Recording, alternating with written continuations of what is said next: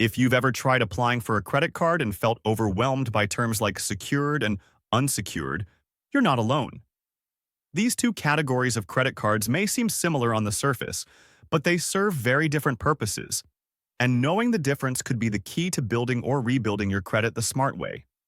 Whether you're just starting your credit journey, recovering from a financial setback, or trying to figure out which type of card fits your goals best, understanding how secured and unsecured credit cards work will give you the power to choose the right financial path forward. In this video, we're going to break everything down for you in a simple, easy-to-follow way. So you won't just understand the difference. You'll know exactly which one to pick, how to use it wisely, and how it can affect your credit score and financial future. So make sure you stick around till the very end, because by the time you're done watching, you'll be ready to apply for the card that truly supports your financial growth. And if you find this video helpful, don't forget to hit that like button, subscribe to the channel, and tap the bell so you never miss powerful insights that make money simple.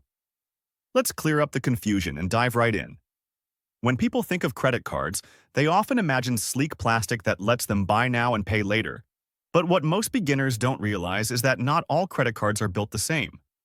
In fact, when you're trying to build or repair your credit, the kind of card you start with can make a huge difference, especially if you're choosing between a secured credit card and an unsecured credit card. At their core, both types serve the same fundamental purpose.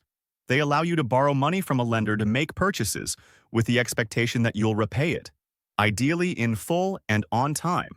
But the way you get approved, the way your limit is determined, and the risks and benefits involved are dramatically different. A secured credit card is specifically designed for people who are either brand new to credit or who have low or damaged credit scores. What makes it secured is the deposit. When you apply for a secured card, the issuer requires a refundable security deposit that typically becomes your credit limit.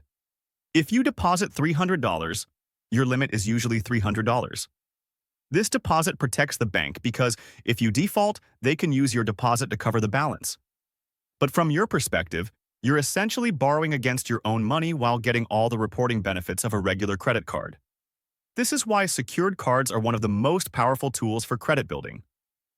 Every month you make on-time payments, that history gets reported to the major credit bureaus, Experian, Equifax, and TransUnion, which helps build or repair your credit score over time. Now, an unsecured credit card is the more traditional kind you're probably used to hearing about. There's no deposit required. The issuer extends a line of credit based on your creditworthiness, which is determined by your credit score, income, and debt-to-income ratio.